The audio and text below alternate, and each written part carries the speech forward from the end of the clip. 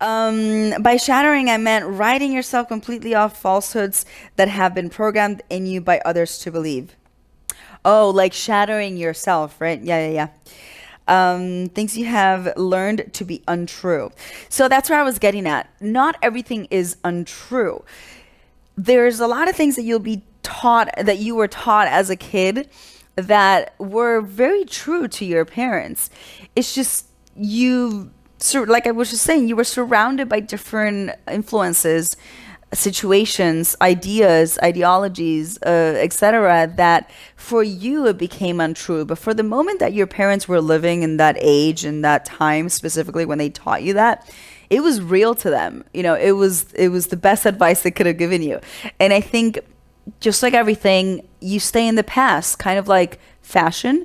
I mean, today what was I saying? I was seeing the other day some music videos. We were having lunch in a place in Playa del Carmen, and I was like, oh my God, there's so many music videos today that are like showing futuristic ideas, like very colorful pastels, robotic, almost anime, in other planets, very futuristic. And Enrique said, and I'm like, it's so popular today. And Enrique's like, it was also popular like in the 60s, or I don't remember when. And he's like, but it faded away. So I'm like, it's almost the same thing. Like, you can't possibly think that the things that you were taught 20 years ago are going to be the same today, because look at how many things have changed. I mean, let's not even get started in the sense of laws and freedom. And like, maybe let's go really, really back then. It's like, if you were taught, oh, as a woman, you have to stay home and do the laundry and be a housewife. And today it's like women are independent, women are. So I think that that actually just answers every question that I had about this, which is, if you stay stuck to those beliefs, if you stay stuck to those ideas. Now, don't get me wrong, there's teachings that you will get as a young person that will never leave you, and but those are not necessary, those are not book related. Those are love, respect, for you and others, being a good person or a bad person, never lying or cheating or stealing, never doing harm to others. Those are the that's the foundation. That's the foundation that you have to really worry about, to know if you're gonna have a fucked up kid in the future or they're gonna be just fine.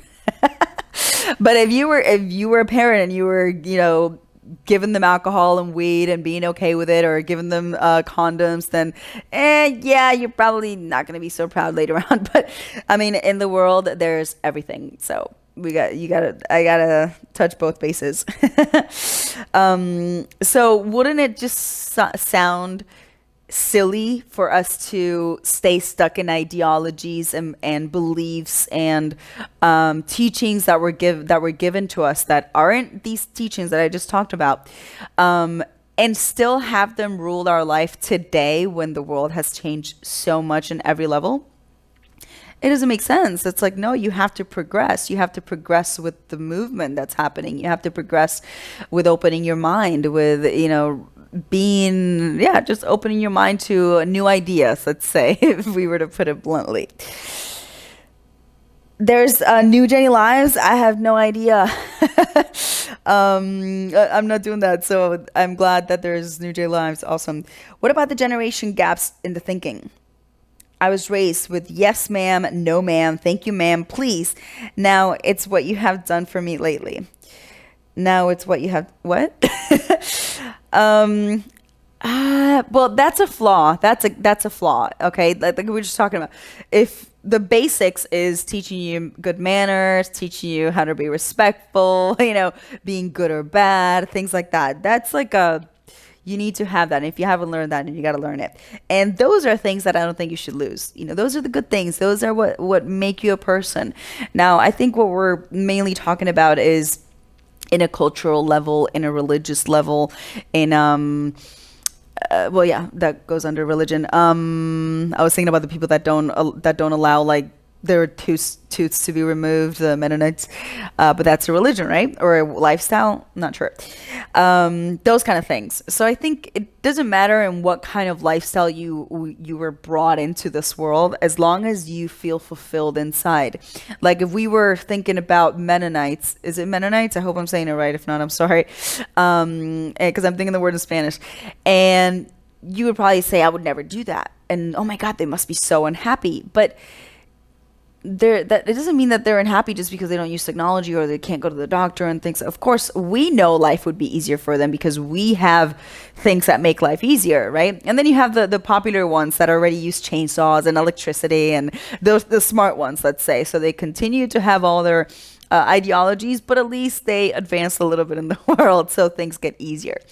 But how are we to say, oh, those people can't possibly be happy without technology?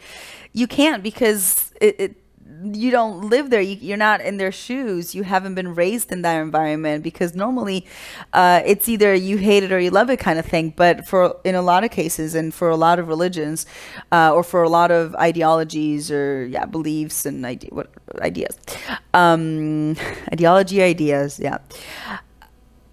in those cases, you're just kind of saying, well, if you're involved in a group and if you're involved in that community and you're super happy with that community and you feel fulfilled and that's what you want for your kids, nobody's going to change your mind that what you're doing is not going to make you happy, because you're an individual. If that's your purpose and that's what you're here for and that's how you should live, then so be it. You're going to be the happiest person ever. But what about the ones that don't like that because they have seen technology maybe, or they have seen or they've traveled, right? So I think that's where people really start getting curious, because if you think about it, if we were raised let's say that the world existed, but there was only your family, right? And maybe, or a couple more families, but no more countries, no nothing, right? So your parents teach you these ideas, how to do things, how to cook, what to believe in, everything. It's just, there's no more people, so it's just you guys. You're not going to be unhappy because there's no more people, because you're not going to know what having people around is like. You're not going to know that there's another world or another country out there or other cultures, because you haven't traveled, you haven't seen anything. So it's always kind of like, what you haven't done won't hurt you, what you haven't seen won't influence you, kind of thing, because it's all that you know, and that will make you happy. Now the problem is when you see things that you don't have, when you see things that are out of the ordinary, and why does your family think so different than those people, but they look so happy? And it's like, you might be there reading a book and these people might be going to a club and you're seeing them laugh and you're like, nope, but I'm happy because my parents tell me that this is what I need to do, and I need to pray at this time, and I need to. So what really made it difficult for all those things, for religion and for ideologies and for even in a cultural level, and being stuck in the family business and stuff like that, I think, which isn't a bad thing, by the way, but if you hate it, of course, it's a bad thing. That's what really changed everything, when people started traveling, when people started seeing television, when people started seeing that there's more things out there. So all of a sudden, it's not just, it's like all of a sudden the world isn't just in what your mom and dad are thinking. That's not the final answer. Because there's another guy online that's saying that's totally different things. So once people start listening, once people start opening their minds, that's when you start making your own choices, because you're like, oh my God, there's all these jobs that I could do and I could be good at. There's all these, I don't know, gods that you could believe in. No, not really, but there's all these dress codes and all these countries that I could go to and all this food, and you start trying. You start saying, well, I like this food better than this one. You know what? I don't even like my home food anymore. So that's what makes you unique. That's what makes your personality. And you'll always have the foundation of your family, of course, good or bad, doesn't matter. It'll always be there. But at least the rest of it is something that you will mold with your own decisions. That's why I think it's so important for people that have had the chance to travel. And today travel is very normal. But for those that haven't, the internet has really opened up people's minds into realizing that what they're seeing in their four walls isn't everything. Okay, there's choices, there's opportunities out there that if you were told you were not good enough to reach them because your family's trying to keep it close, then you will go online and you will find somebody like me that will tell you totally different. And it's not disrespectful to say no. It's not disrespectful to say, and I know a lot of people are thinking, yes, it is. Yes, it's disrespectful. But it's disrespectful to you if you don't do something about it. Because if you are suppressing yourself into a personality that is being made by other people, and I don't care who they are, okay? It's still people, even if they're family. But if they're suppressing you and suppressing your emotions and suppressing who you want to be, hopefully hopefully you want to be something good. I mean, you don't want to go out and go crazy. That, obviously, think twice. But if they're suppressing that and you're allowing that suppression, then it's really your fault, and you're being disrespectful to your inner child, to your soul, and to your physical body overall, your mind. I mean, everything. You're being disrespectful to you as a human being, because you're not. Life is meant to be lived, and nobody, I don't care who they are, nobody could tell you that this is what you have to do as a job, this is what you have to believe in as a religion, this is how you have to dress. No, you know what? Thank you, but no thank you. I appreciate it, but let me make my own choices, okay? And this requires courage. Let you marry who you want to marry, study what you want to study, you name it, anything in any kind of topic.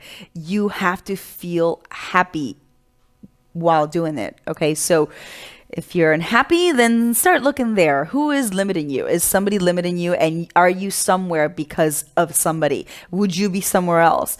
I have somebody close to me that is actually going through something like that. That they want to travel and they want to move somewhere else, but they're stuck in their place because they want to be close to their dad. And I'm like, I think that's great. That's amazing. Wow, great. But at the same time, well, you can still travel like a week and a month, right? Or a month, and then you come back and you stay with them for a month, because you're not going to get that time back. And then when that person's gone, you're going to be like, oh, well, now I'm like 80 and I don't have health to travel and I don't have any money, and oh well, that's life. What are we going to do? No, on the contrary, these people had you for you to live your life. So don't waste it. You can totally make everything happen. Okay.